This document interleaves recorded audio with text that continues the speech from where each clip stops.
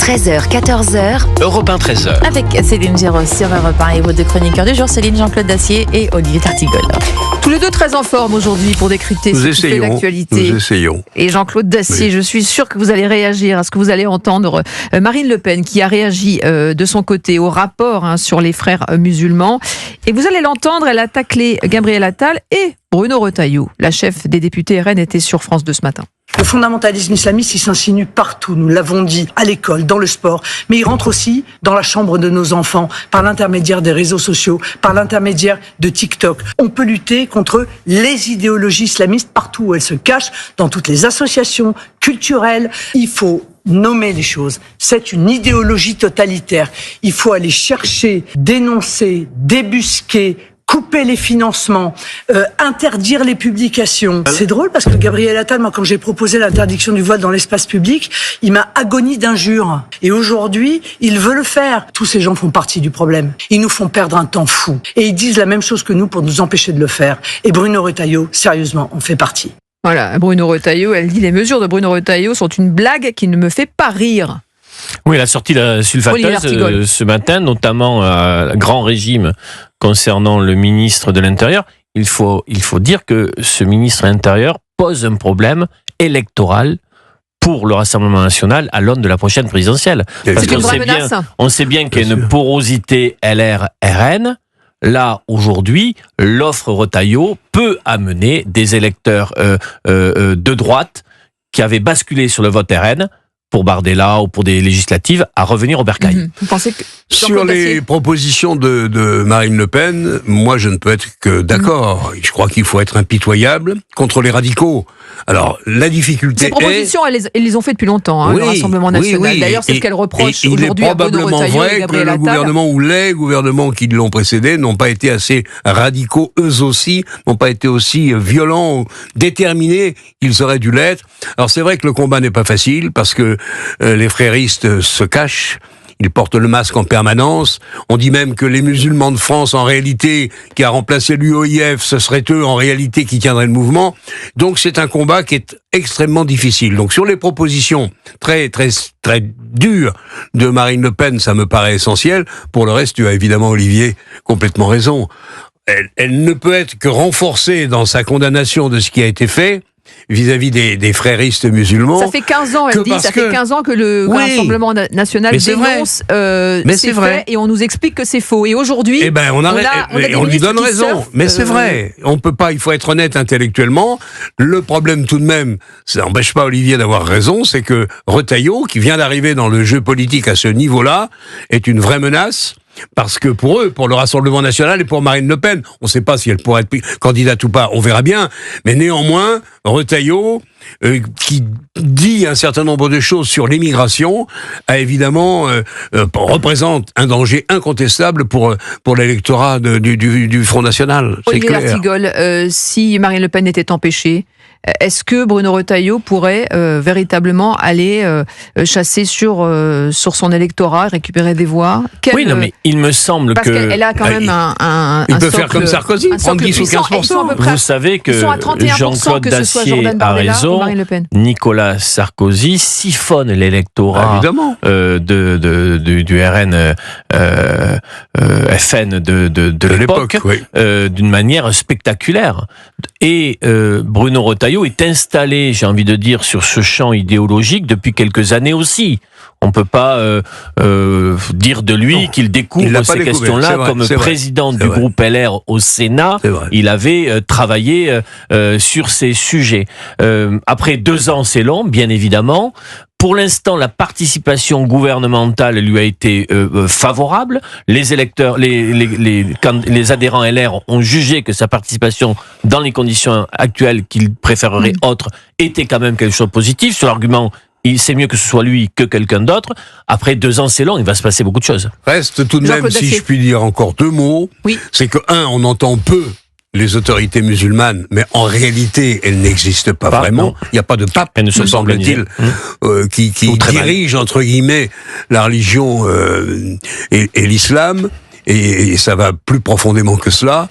Et honnêtement, il faut impérativement constater quelque chose contre lequel on ne peut plus rien. Nous sommes devenus une société, car quand je veux être savant, je dis ethno-culturelle ou ethno-religieuse. En réalité, on est une société tout bêtement multiculturelle. Il va falloir faire de la place à 6, 7, on le fait déjà. 6, 7, 8 millions, on refuse même de les compter. Les statistiques ethniques sont quasiment interdites. Si on savait à qui on a affaire en plus, ça serait pas un handicap. Bref, on ne sait pas. Il n'y a pas d'encadrement réel auprès de la religion musulmane. Et donc, tout ça fait que le combat qui nous attend, contre les radicaux, contre les gens qui nous menacent, sera extrêmement difficile. Combat porté donc par Bruno Retailleau et on en a beaucoup parlé et on continue à parler. Pourquoi ? Parce que il est aussi, c'est François Fillon qui en parle aujourd'hui. Il s'exprime dans une interview exclusive qu'il a accordée au Figaro Magazine.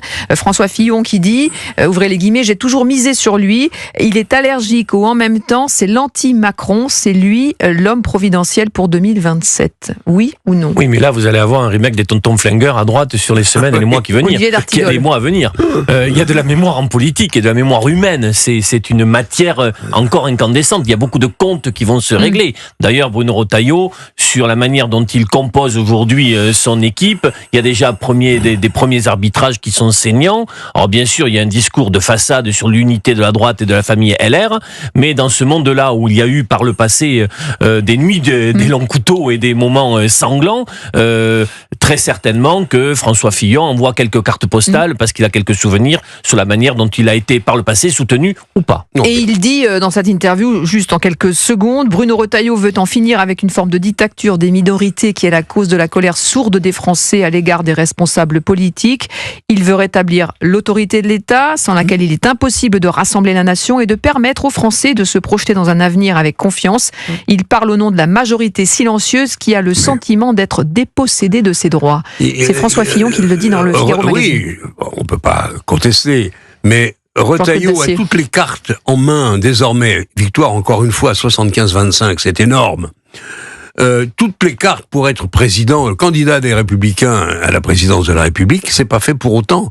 Ce n'est pas automatique. Ça va parce qu'il y a un rejet, il y a un rejet de toute façon d'Emmanuel Macron aujourd'hui, mais il y a aussi des alliances qui doivent se nouer. Je vous propose d'écouter justement Jean-Pierre Raffarin, l'ancien Premier ministre de Jacques Chirac et proche de Bruno Retailleau, qui souhaite que le ministre de l'Intérieur et Édouard Philippe travaillent ensemble pour 2027. Il était sur Sud Radio ce matin. Retailleau est quelqu'un de bien. C'est une bonne personne. D'honnête, de travailleur, qui aime la France. Donc ça, c'est quelque chose de positif. Tout comme Édouard Philippe. Donc je pense que tous les deux sont très utiles. Et donc ils ont intérêt, parce qu'aujourd'hui, il faut quand même créer, d'une part, les émergences politiques, le soutien populaire, parce que beaucoup de gens ont été écœurés par la politique, et donc il faut les ramener à la politique. Et ensuite, il faudra construire ce qui est cet espace qui est l'ancien espace UMP, c'est-à-dire de la droite républicaine populaire et de la droite plus libérale, plus centriste. Et donc, il faudra mobiliser tout ça. Qui sera le mieux pour rassembler le moment venu ? Nous verrons. Je crois en capacité d'Édouard Philippe, mais je ne suis pas un intégriste, je suis pour qu'il y ait un candidat. Voilà, Jean-Pierre Raffarin, on peut souhaiter tous les rapprochements du monde, simplement, il me semble qu'on n'est pas au pays des bisounours.